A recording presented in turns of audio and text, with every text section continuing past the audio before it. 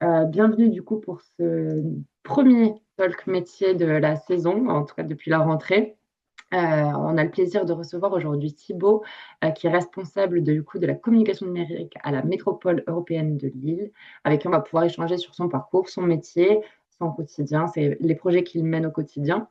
Donc l'idée, c'est d'avoir un échange qui soit le plus interactif possible.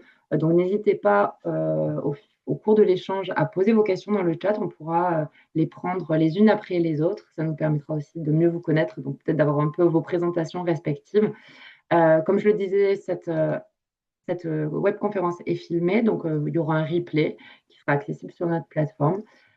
Pour des raisons de clarté des échanges, je vous demanderai de bien vouloir vous renommer, de couper vos micros et n'hésitez pas à laisser les caméras allumées au contraire pour qu'on puisse rester dans cette synergie d'échange et que ça puisse être le plus humain et dynamique possible. Vous avez le contact du support si jamais. Voilà. Peut-être pour commencer par me présenter, donc moi je m'appelle Léa Roux, je suis responsable média chez Profil Public. Alors Profil Public, qui on est?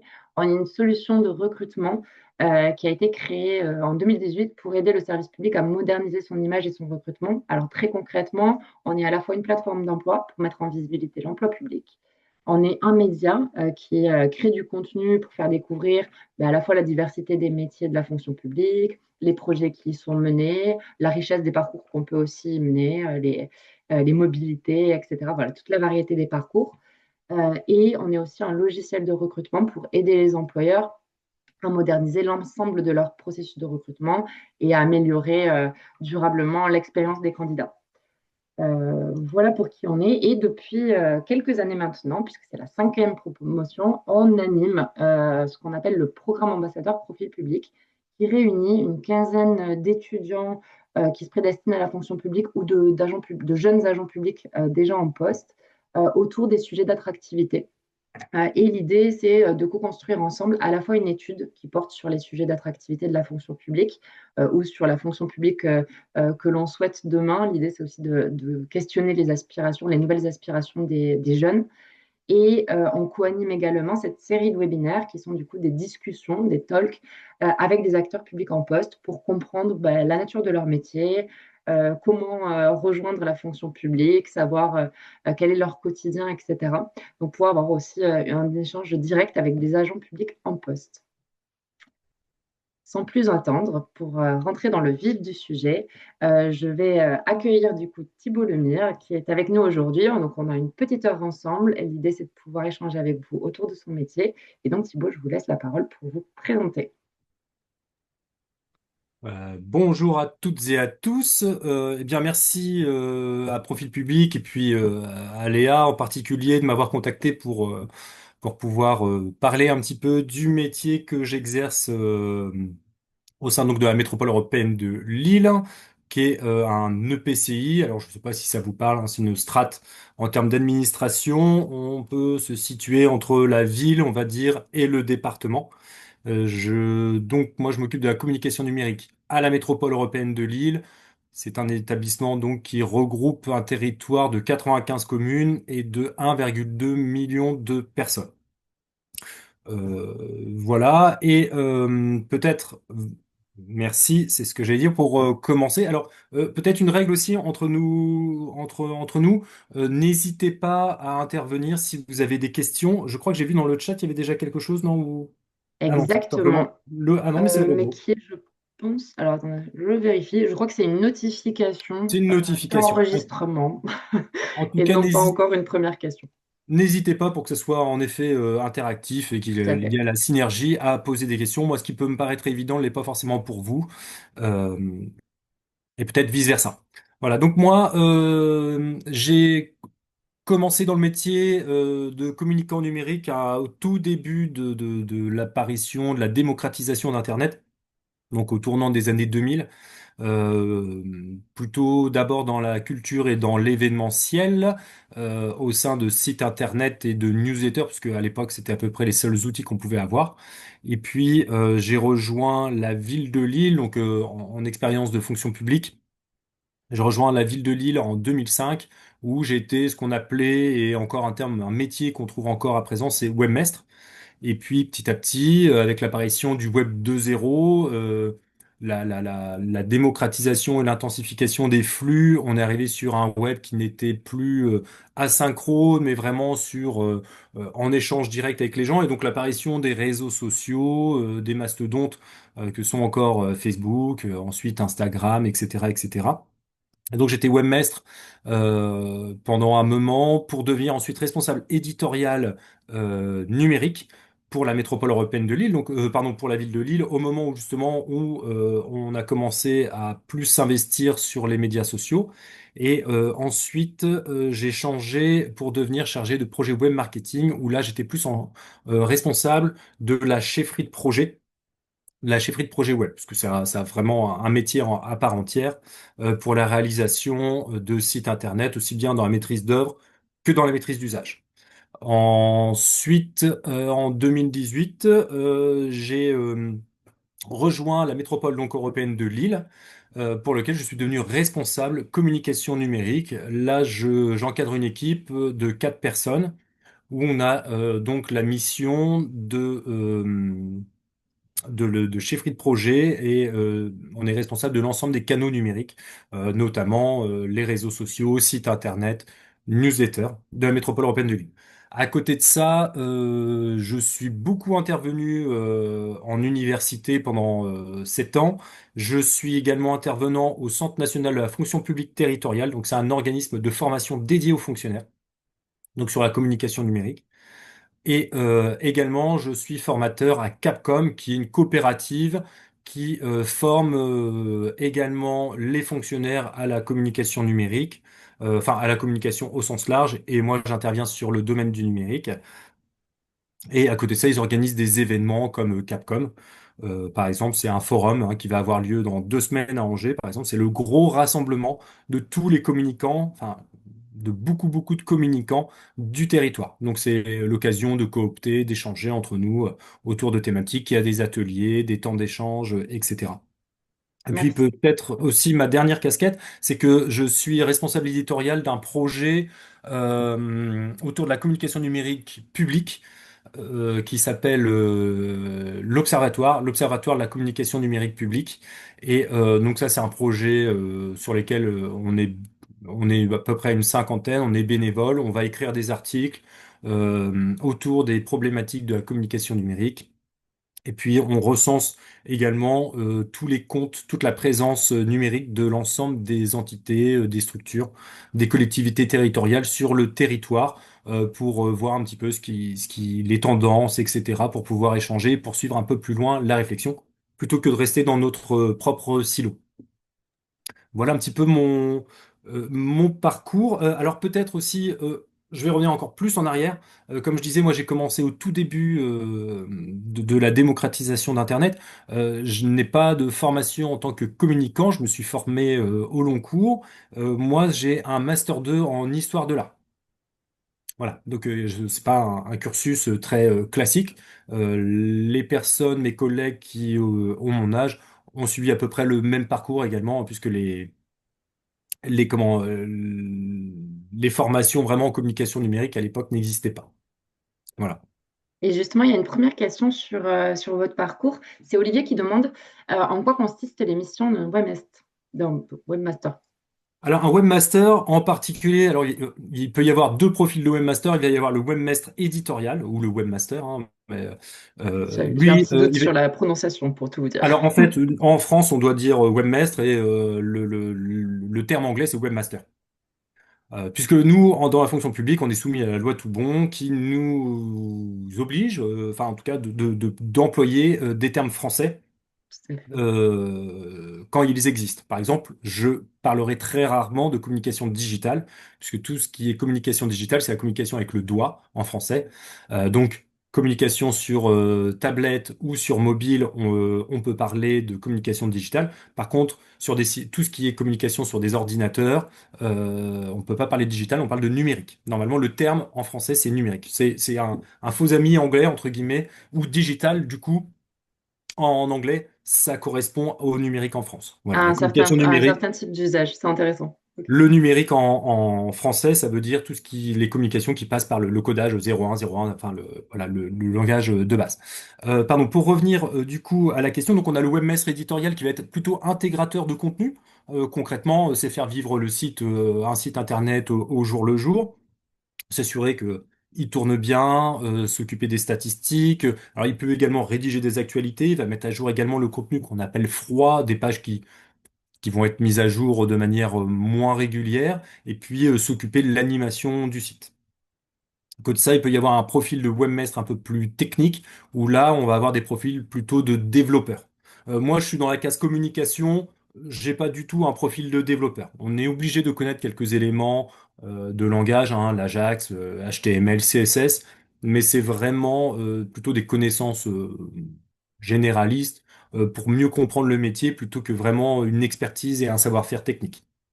Voilà, mais webmaster, c'est vraiment un terme qui a tendance à disparaître. On va plutôt parler maintenant de responsable éditorial numérique, responsable éditorial web pour gérer l'animation du site.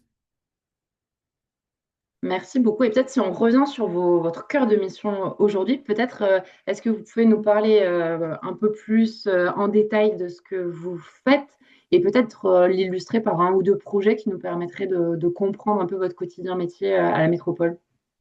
Oui, alors moi, le fonds de commerce, hein, notre travail quotidien au sein de mon unité, hein, moi je dépends d'un pôle qui est le pôle éditorial. Donc je travaille avec les journalistes et à côté, moi, mon équipe, on est chargé enfin mes collègues sont chargés de communication numérique. Donc on va avoir une masse éditoriale d'informations qu'on va devoir diffusés sur nos différents canaux. Et donc au quotidien, on a la charge de s'occuper donc d'un côté du community management de nos réseaux sociaux, donc Facebook, Instagram, LinkedIn, X, YouTube, principalement c'est ceux sur lesquels nous sommes. Et puis l'alimentation du site internet. Donc ça va être rédaction d'actualité, mais pour la rédaction d'actualité, ça va être la recherche également des bonnes informations pour pouvoir rédiger ensuite des articles ou un tweet ou un post ou aller en reportage terrain pour réaliser Reels, Story, etc. Pour pouvoir mettre tout ça en œuvre, nous faisons des comités éditoriaux. Ils sont hebdomadaires pour pouvoir lister tous les sujets qu'on va ensuite planifier, qu'on va inscrire. Euh, Ça, c'est vraiment le travail quotidien dans un temps assez court. Donc, on est sur une période hebdo et puis parfois le tweet c'est à la minute, à la seconde, hein, ou le post il va faire appuyer très rapidement, une temporalité qui est assez courte. Et à côté de ça, on va avoir des projets avec une temporalité beaucoup plus longue qui va être la chefferie de projet. Et donc, notamment, on en reparlera sûrement, mais là, nous sommes en train de réinterroger tout notre écosystème des canaux numériques qu'on peut avoir à la métropole européenne de Lille. C'est environ une trentaine de sites. On a aussi une trentaine de réseaux sociaux, on a une quarantaine de newsletters, on a 3 applications mobiles.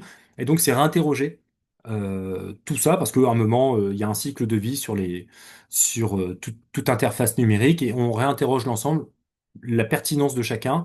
Et donc, ça, c'est un travail beaucoup plus au long cours. Donc, qu'est-ce qu'on doit reprendre, qu'est-ce qu'on doit supprimer, qu'est-ce qu'on doit améliorer. Donc, ça suppose un travail d'audit, aussi bien de statistiques, quali que quanti. Et puis là, l'objectif qu'on va avoir pour la fin 2026, début 2027, c'est la refonte globale du site climétropole.fr, qui compte environ 5-6 000 pages. Donc là, c'est un énorme travail en termes de recueil de besoins, réécriture de contenu, montage d'arborescence, écriture de nouvelles lignes et de chartes éditoriales, de web design, etc., etc. Là, on est beaucoup plus au long cours. C'est des projets donc qui s'inscrivent à 6 mois, un an, selon la nature du projet. Et suite à cette refonte du site du vaisseau amiral qu'on peut avoir, lillemétropole.fr, on va refondre l'ensemble de l'écosystème de la métropole européenne de Lille. Donc les sites qu'on appelle un peu satellites qui gravitent autour du site mère.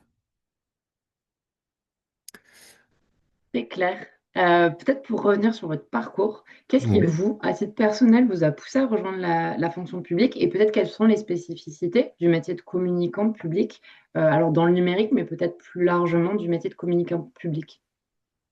Alors pourquoi j'ai rejoint la fonction publique? Alors il y a eu une question aussi d'opportunité qui s'est présentée à moi hein, également. Alors moi, venant plutôt d'un parcours de chercheur, parce que j'ai un master de recherche en histoire de l'art, je considère avoir plutôt fait mes humanités dans ce parcours-là, avec, je l'espère, quelques éléments pour pouvoir appréhender un peu tous les sujets qui peuvent se présenter pour pouvoir les traiter de manière éditoriale.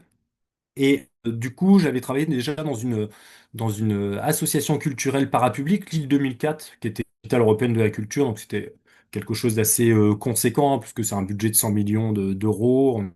On a réalisé plus de 2000 événements sur une année.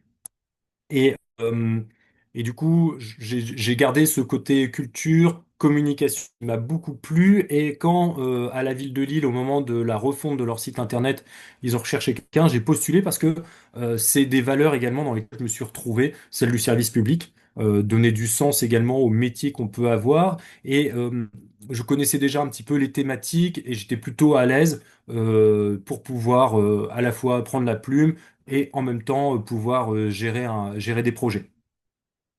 Les spécificités justement de cette communication publique, c'est que dans un premier temps, moi je dirais qu'on ne vend pas des yaourts. On vend une mission d'intérêt général.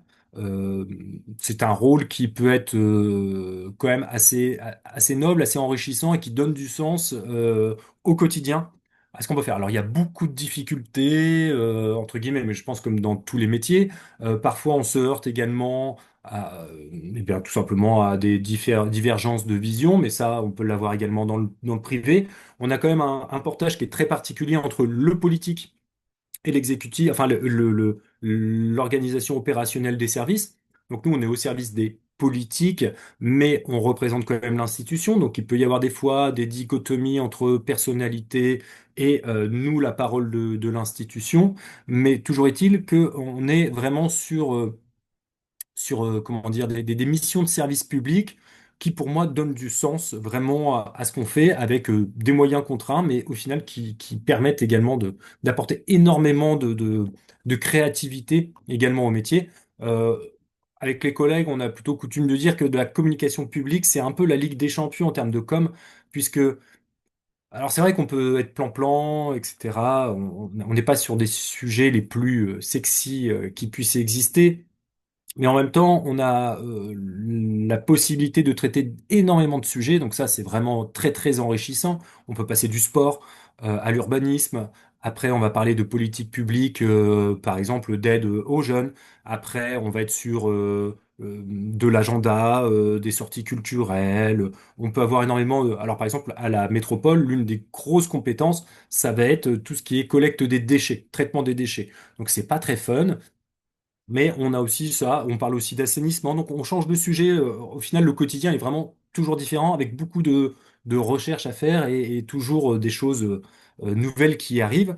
Et comparé à d'autres marques privées qui, au final, je critique pas du tout leur travail, et au contraire, hein, on le regarde, on s'en inspire également, mais qui ont parfois des budgets démentiels et qui traitent au final que d'une seule thématique. Je vais prendre Red Bull, hein, par exemple.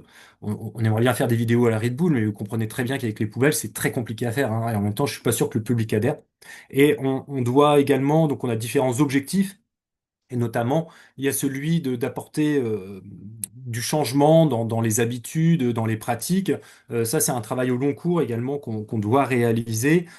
Et c'est un travail assez intéressant pour vraiment demander, par exemple, aux gens, on a mis en place un nouveau système de collecte du verre, par exemple. On demande aux gens, on essaye de faire comprendre pourquoi il faut le faire. C'est de l'intérêt de tous, de la collectivité de tous converger dans le même sens. Donc ça va être un peu nos spécificités en termes de com public. Euh, Après, par rapport au privé, on va pouvoir également aussi peut-être s'affranchir un petit peu plus de certains dictats qui vont être autour de ce qu'on appelle le ROI, le retour sur investissement. Nous, concrètement, quand on publie quelque chose, on n'attend pas qu'il y ait des euros qui tombent de manière sonnante et trébuchante derrière. Encore une fois, on ne vend pas des yaourts, donc c'est pas parce qu'on a fait un post sur telle politique publique que derrière, faut que ça se manifeste par l'achat de quelque chose.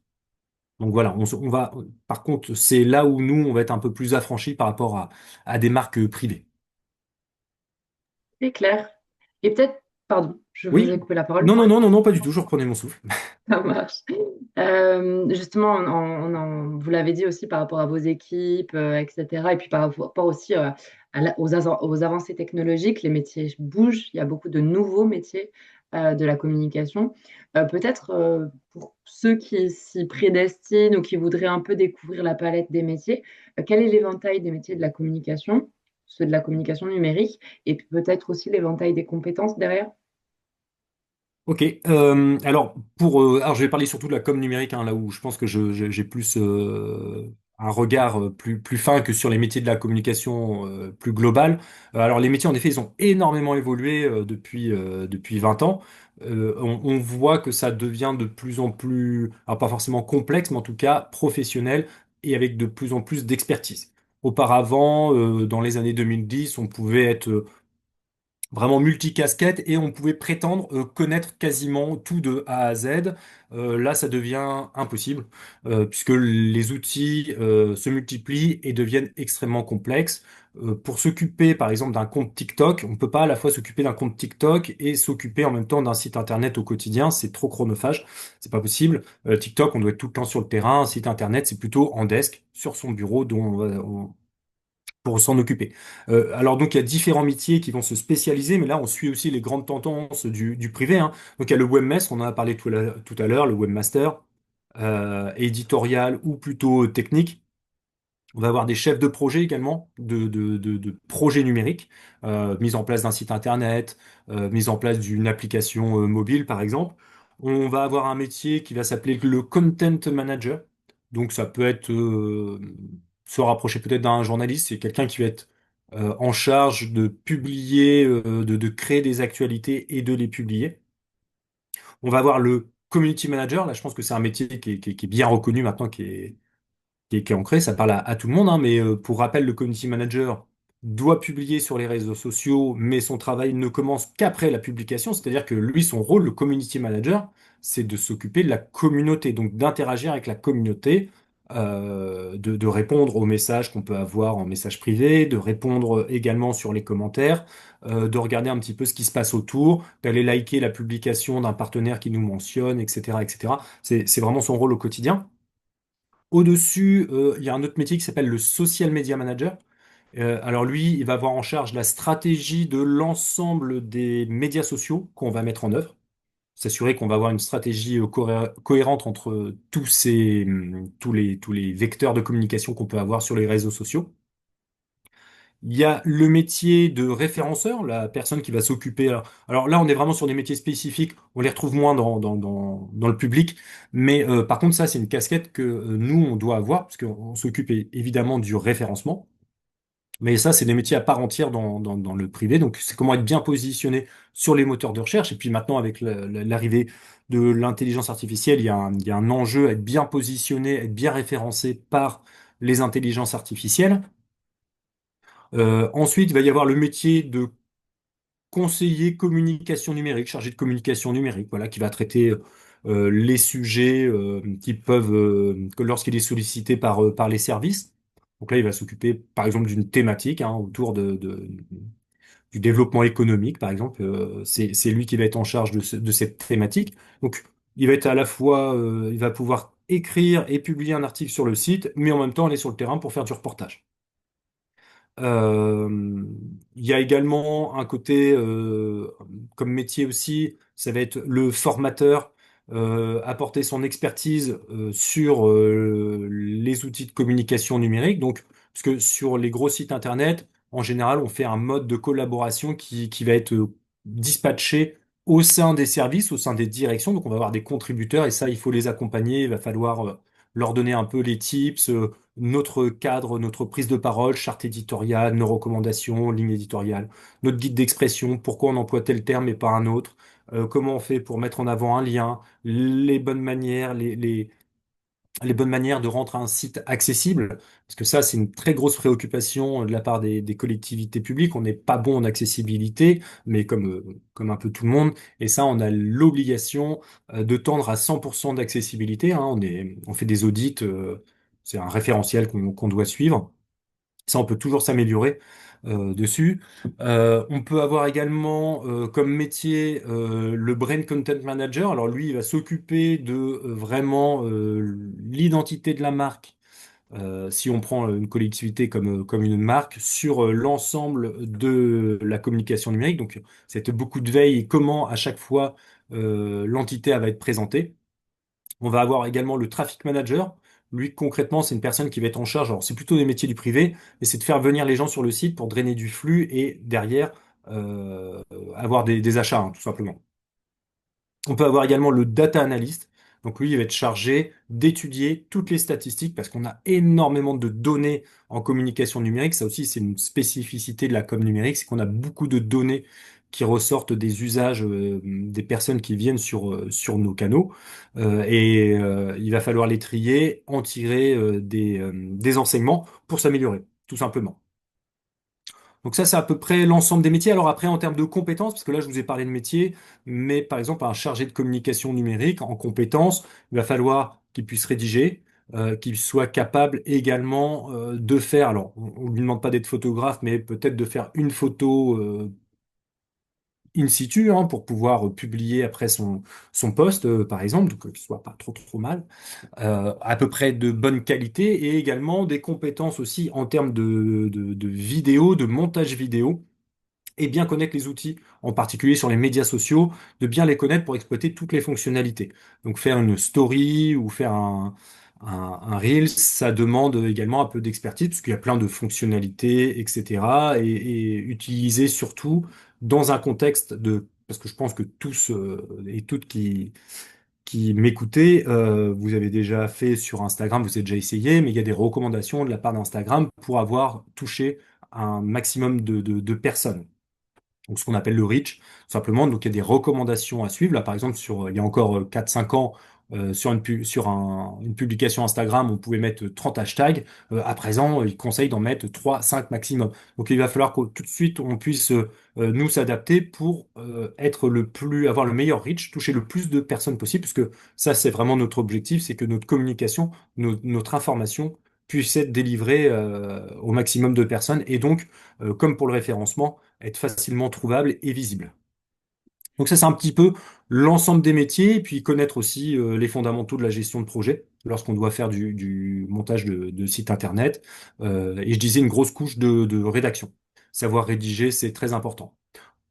Voilà à peu près, et puis connaître un peu la technique, évidemment. C'est quoi les techniques de référencement, etc., etc.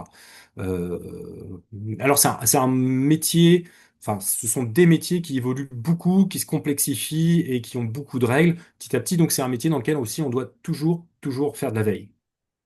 C'est ce qui est à la fois épuisant, ça peut être épuisant, et à la fois c'est ce qui est passionnant, c'est que ce métier évolue tout le temps. Voilà, il y a encore 10 ans, on faisait pas de montage vidéo, on n'allait pas faire des stories sur le terrain, etc. Maintenant, on le fait. À présent, il y a une grosse tendance qui est autour de l'incarnation des gens, en particulier sur TikTok et sur Instagram. Est-ce que nous, on doit y aller également faire du fast cam? C'est quelque chose qu'on ne faisait pas auparavant. Voilà, les modes, elles changent, il faut qu'on puisse s'adapter. Pourquoi? Parce que on doit être là où sont les citoyens et être dans les codes, maîtriser les codes pour pouvoir justement porter le message et être le plus efficace possible. Merci beaucoup Thibaut. Et justement, ça fait le rebond avec une question précédente que je n'avais pas vue à temps d'Amélie. Qui justement, le but de cette communication, c'est effectivement de toucher le plus, d'informer et de toucher le plus de citoyens possible.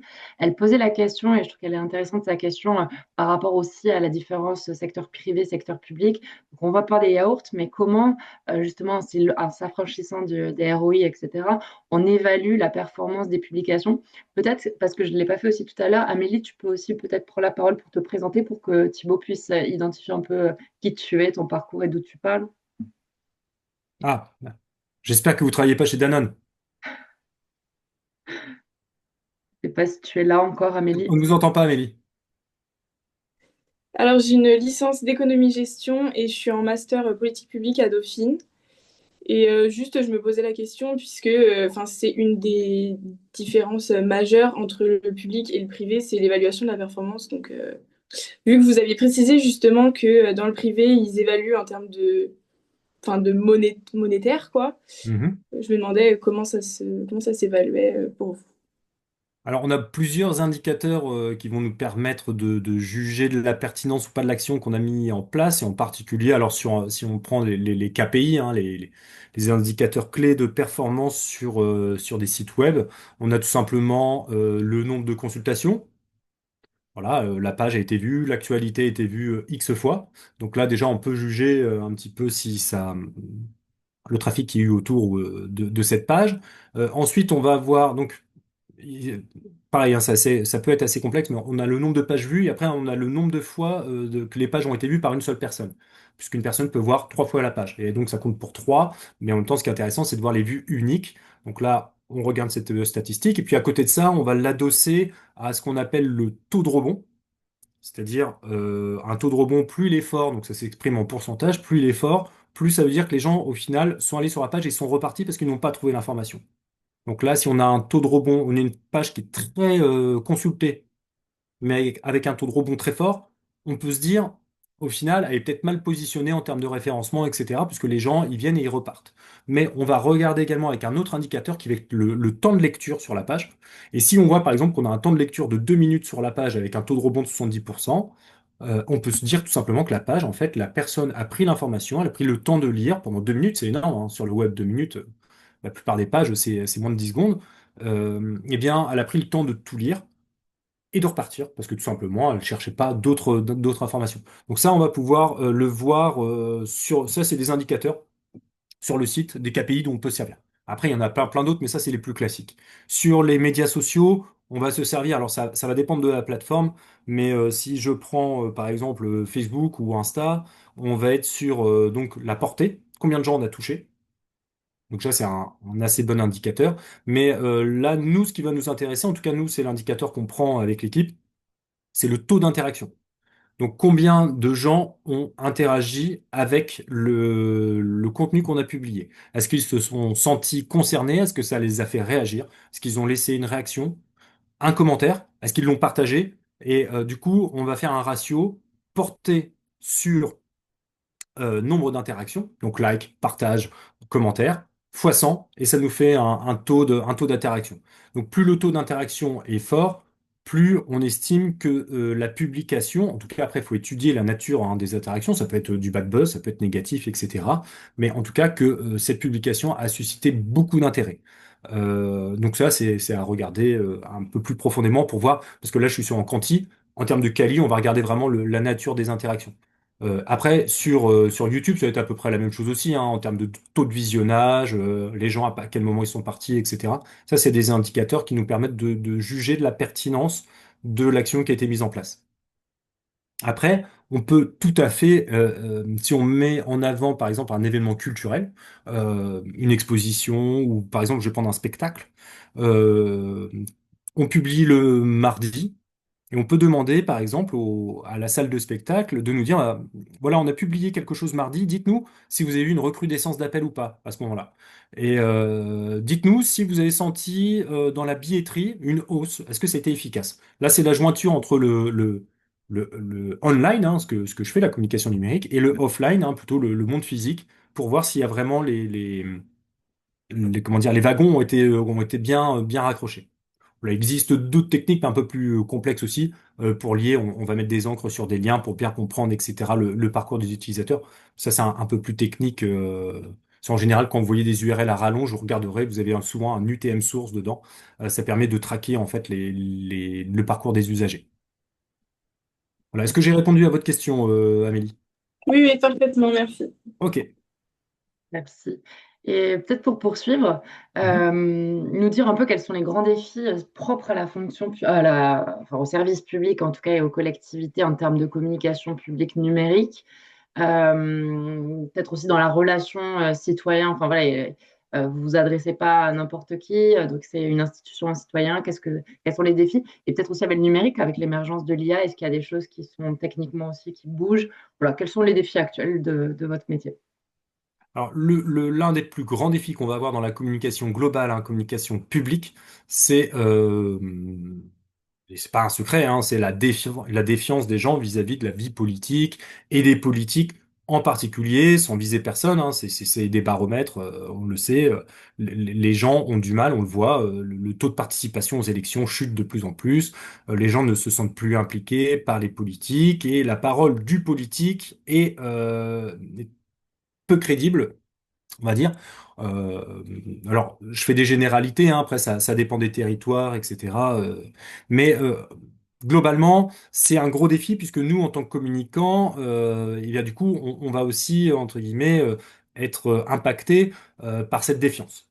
Alors, on reste, nous, en com numérique, hein, je l'ai regardé encore ce matin, dans le baromètre de la communication locale, pour les gens, à 65%, la communication numérique reste un vecteur d'information assez important. Le magazine, hein, pour info, c'est 75%. Les gens sont très attachés à leur magazine. Donc ça, c'est un gros enjeu, c'est de rendre crédible aussi notre parole, alors que parfois, ça peut être entaché aussi de la part des politiques, et c'est bien de faire le distinguo aussi entre les deux pour montrer que nous, on représente une institution au service du public et que même si on suit des politiques publiques instaurées par le politique, on n'est pas forcément dans le même secteur. Donc, on a ce rôle-là également d'animer la vie démocratique et d'instituer une relation de confiance en communication numérique. Et on peut le faire puisqu'on communique avec les gens, on va interagir. On a ce gros défi justement de pouvoir essayer d'inciter les gens à participer.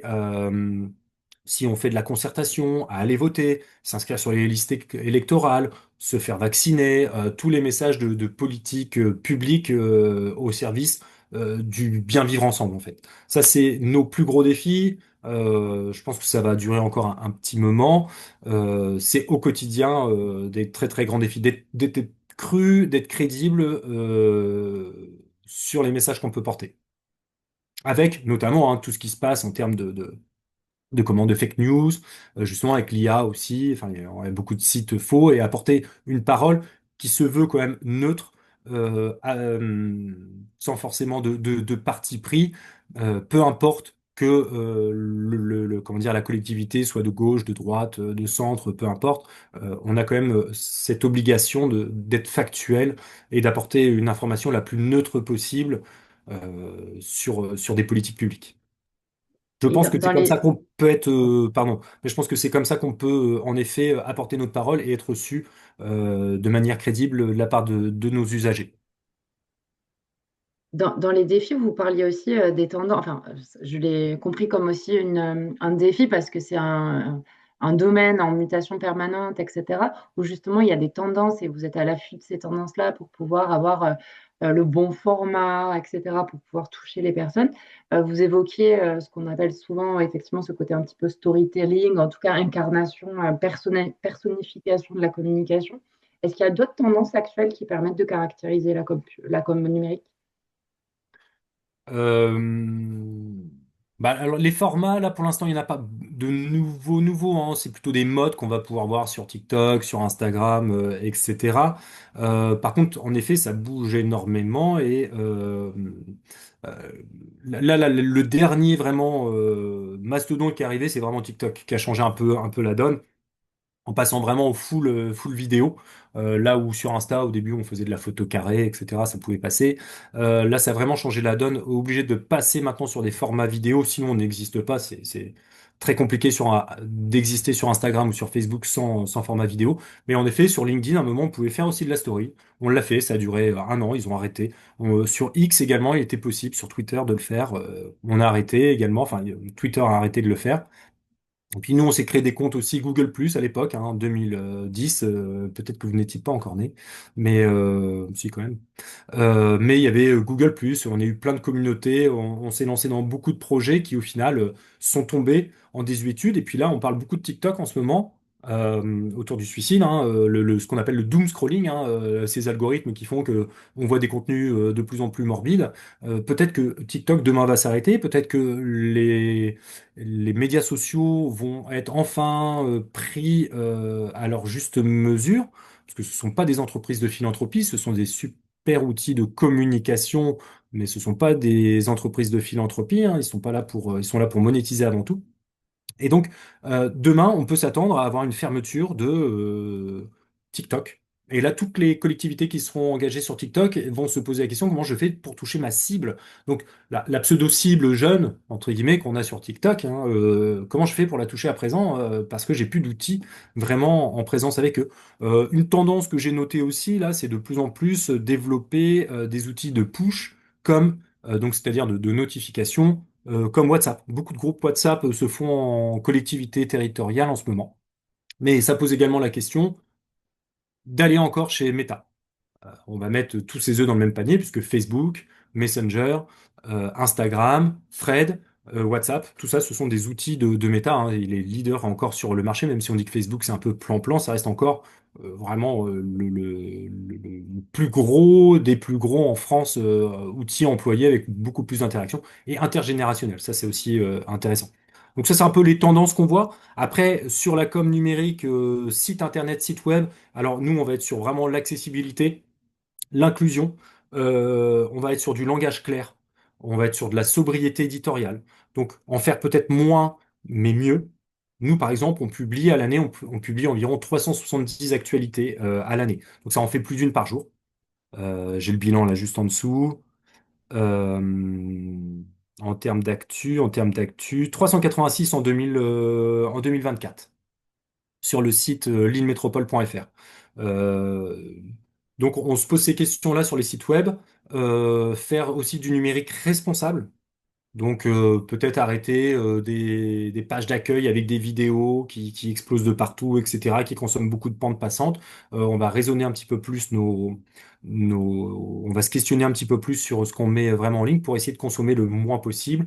Des hébergements également de sites internet qui soient vertueux. Donc ça, c'est vraiment les grosses tendances.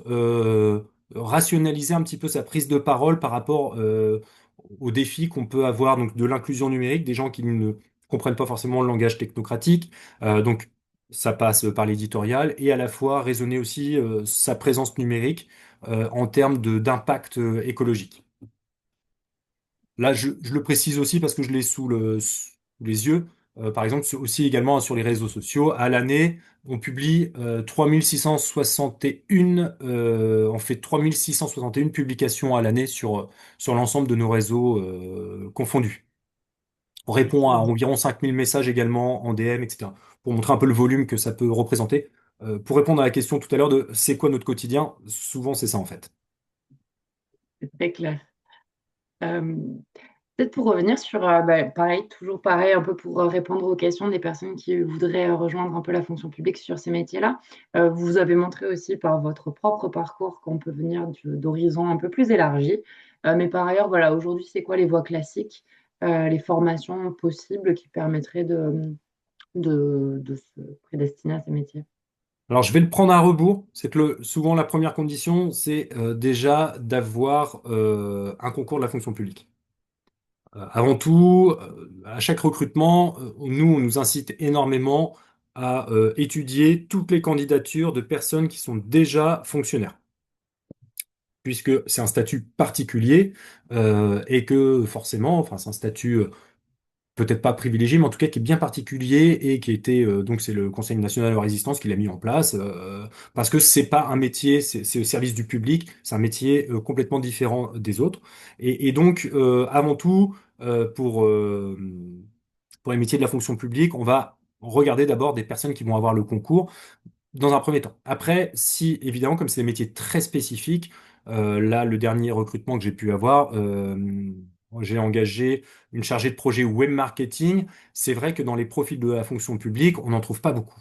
Et donc, c'est une personne qui vient du privé. Donc ça, en deuxième recours, évidemment, puisqu'on peut maintenant faire plus de CDI, ça dépend des politiques en termes de ressources humaines de la collectivité, mais c'est quelque chose de possible également.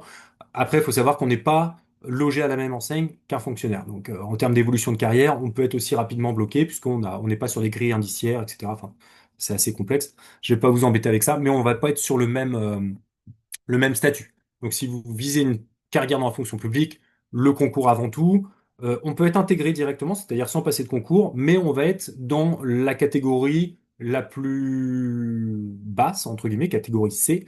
Et souvent, les métiers de la communication numérique sont en catégorie A, donc la plus haute, niveau bac+5. Donc, si vous avez un niveau bac plus 5, vous êtes intégré en catégorie C, vous allez avoir un manque à gagner en termes d'argent voilà, qui va se ressentir au bout d'un moment, forcément.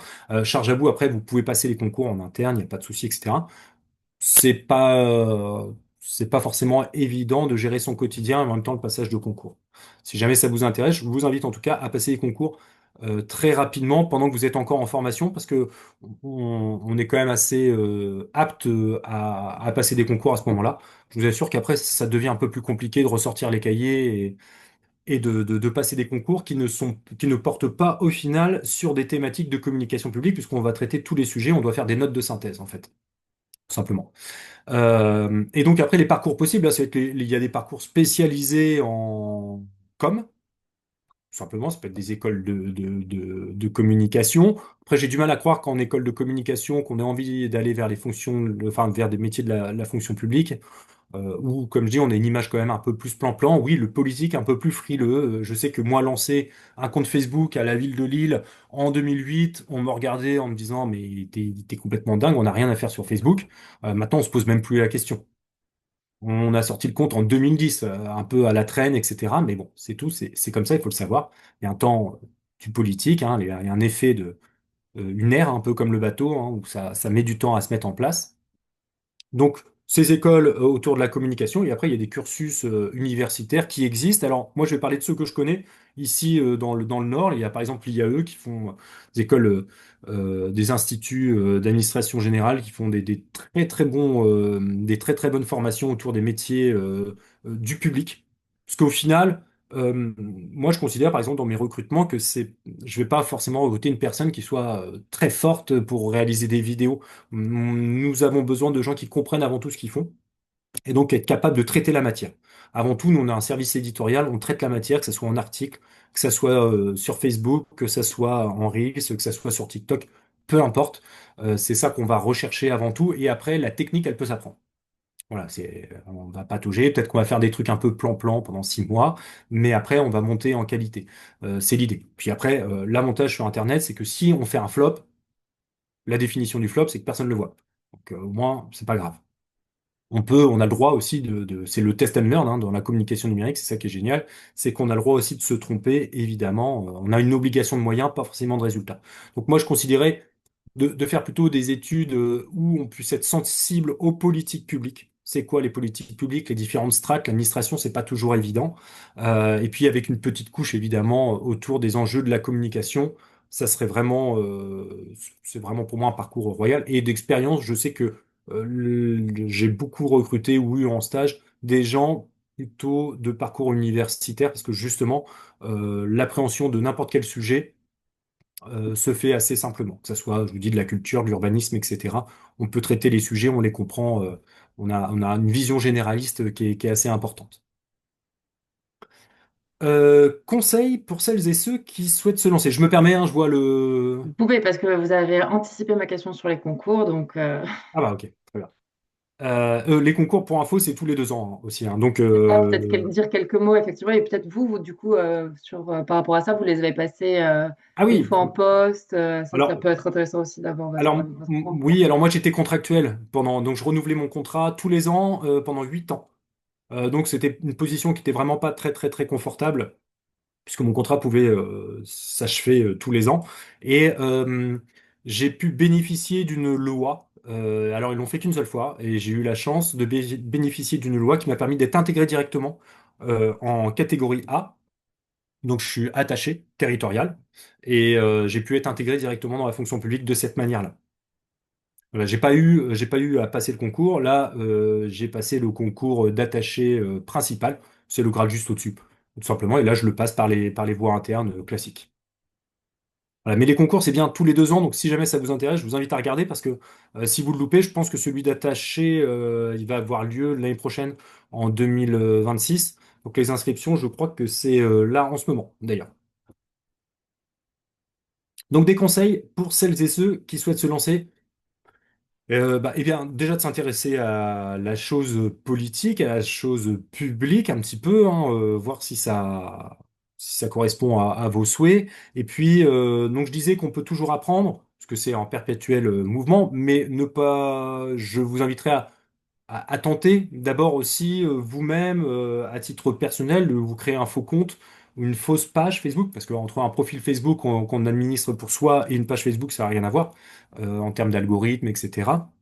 Il y a d'autres fonctionnalités qu'on va pas retrouver. Donc, de tester, vous, à titre personnel, un peu tous ces outils, voir si vous êtes à l'aise ou pas pour le faire. C'est sûr que quand on reçoit des candidatures, là, c'est l'exemple, hein, on avait parlé avec Léa. Là, j'ai une personne en alternance chez nous qui vient de l'IAE, justement. Eh bien, c'est vrai que quand elle nous a présenté son CV avec différentes expériences, elle avait créé son propre compte TikTok où elle faisait... euh, de la revente. Alors c'était une sorte de Vinted, etc. Elle l'a testé juste parce qu'elle voulait tester l'outil. Et puis elle avait déjà plus de 15 000 followers, ça fonctionnait et on voyait que techniquement elle maîtrisait très très bien. Elle avait un compte Instagram sur lequel elle fait de la pâtisserie. Visuellement c'est magnifique, c'est super bien fait, etc. C'est sûr que c'est un petit peu mieux si on a déjà une sorte de book de réalisation pour montrer concrètement ce qu'on est capable de faire. Si après on sait qu'avec le diplôme potentiellement vous êtes capable de le réaliser, vous allez être opérationnel dans les 6 mois. Là, je savais que, par exemple, l'alternante qui nous a rejoint, elle, rapidement, en un mois, a été opérationnelle. Elle est juste à comprendre un petit peu le cadre dans lequel nous, on s'exprime. Donc voilà, ça, on a des documents, charte, ligne éditoriale, etc. Elle a compris très, très, très, très facilement. Et la technique, elle l'avait. Alors, je vois une question qui arrive également. D'accord. Bah, Angela, pardon, est-ce que tu peux aussi te présenter? Comme ça permet aussi de prendre, de mieux savoir quelles sont les personnes qui posent des questions. Alors bonjour, je ne sais pas si vous m'entendez. Ça Oui, On marche bien? t'entend. Ok, parfait.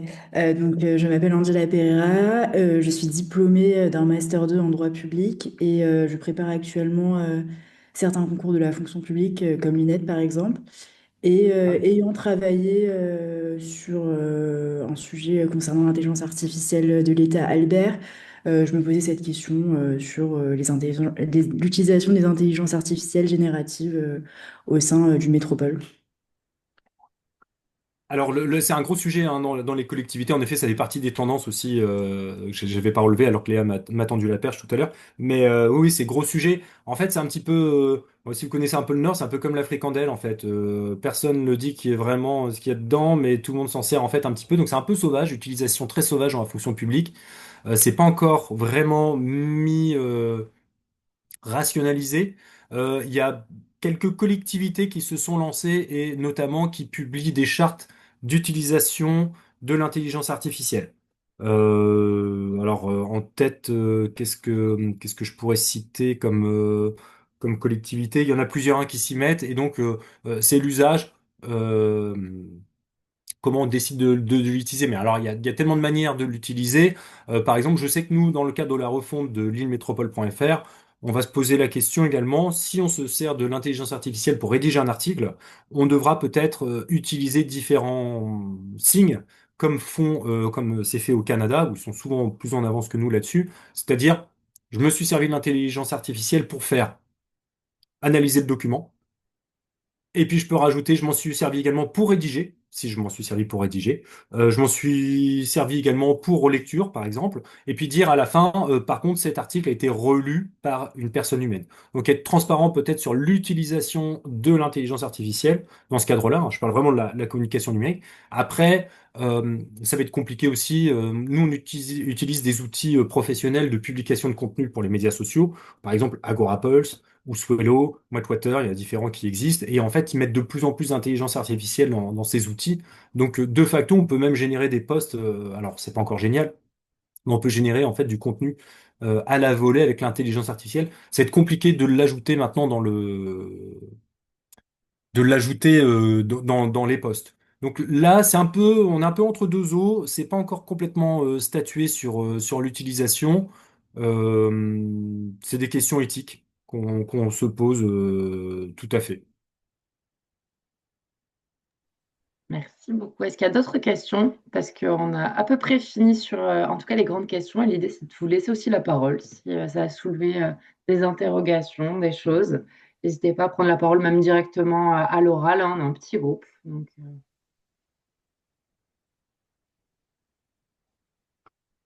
Je regardais en attendant que les questions arrivent, hein. Là, il y a Pôle emploi, par exemple, qui a fait une charte autour de l'IA.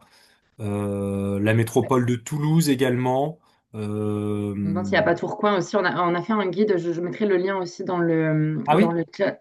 On a fait un guide où on a essayé de recenser des initiatives justement de collectivités, etc., sur ces sujets et sur tout ce qui a lieu, qui touche effectivement. Nantes Métropole aussi, oui, moi je les collecte, hein. Ouais, Aix de Marseille également, la métropole l'a fait. ouais. Voilà, région Occitanie. Et c'est vrai que ça permettait aussi enfin, d'encadrer, notamment quand il y a des modes, il y avait aussi à un moment la mode de certaines images qui étaient générées, qui auraient nécessité des droits d'auteur. Et c'est vrai que dans la fonction publique, c'est des points d'attention Oui, qu'on se doit d'avoir davantage que peut-être encore dans le privé, même si dans le privé aussi, bien évidemment. Mais voilà, effectivement, il y a les questions d'éthique, elles touchent davantage la fonction publique. Donc c'est vrai que ça permettait d'encadrer ces choses-là. C'est assez intéressant, effectivement, ces initiatives. alors après je trouve que c'est un débat très très vaste, hein, parce que alors Mm. il y a par exemple Saint-Étienne, hein, qui était les premiers avec une affiche avec un écureuil sur un vélo. Ouais. Tes services avaient fait un débat, hein, c'est vrai qu'autour du monde des graphistes, etc., ça fait débat. Bon, après, avant, on se servait de Getty Images, hein, enfin, on s'en sert toujours, hein, c'est-à-dire des images génériques. Bon, je vois pas la valeur ajoutée, je vois pas par rapport à l'IA, c'est quoi le La problème, entre différence, guillemets, ouais. hein. Si ce n'est qu'en effet, on va pas payer une image. Oui, d'accord. Ouais, On surtout, peut je se poser pense la qu'il y question. avait eu ce débat-là aussi quand il y avait des images qui étaient générées dans le style 2 et qui se rapprochaient énormément Ah d'un oui, oui, style oui, où il n'y avait pas de Miyazaki, graphique. Et etc. voilà, Ouais, je bien pense que sûr. c'est ça qui avait soulevé parfois Oui, bien sûr. des questions légitimes. Et après, je pense qu'il faut aussi mettre différents curseurs, c'est-à-dire que si on traite de données personnelles ou d'éléments confidentiels, de secrets, etc., on a des documents à ne pas donner aux intelligences artificielles puisque elles sont toutes américaines et donc elles sont sous le Patriot Act et donc potentiellement elles vont resservir après.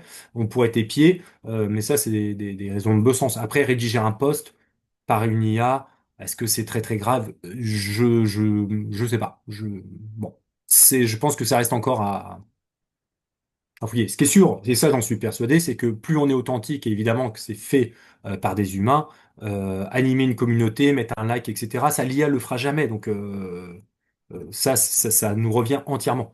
Sur des choses avec peu de valeur ajoutée, le Xème poste qu'on doit faire sur un truc, c'est un marronnier, ça fait 30 ans qu'on le fait, et franchement, c'est la tarte à la crème. Oui, bah, un petit coup de l'IA, ça fait pas de mal de temps en temps. Et même pour nos lecteurs, je pense que ça doit être sympa parce que ça évite de reprendre toujours les mêmes postes. Mais pardon, il y avait des questions? Oui. Je regarde, ouais, il y a Ah oui. Olivier. Olivier, vas-y, prends la parole aussi. Tu peux te présenter parce que je t'avais pas permis de le faire dans ta première question, donc c'est l'occasion. Oui, bonjour. Donc, Olivier Lang, je suis actuellement attaché d'administration de l'État au ministère de l'Intérieur. Et du coup, ma question, justement, c'était par rapport ouais, la décision du Conseil de geler les dépenses de communication de l'État. Et Hmm. si vous, selon votre avis, il y aura des conséquences budgétaires futures, peut-être des coupures dans le cadre des finances publiques.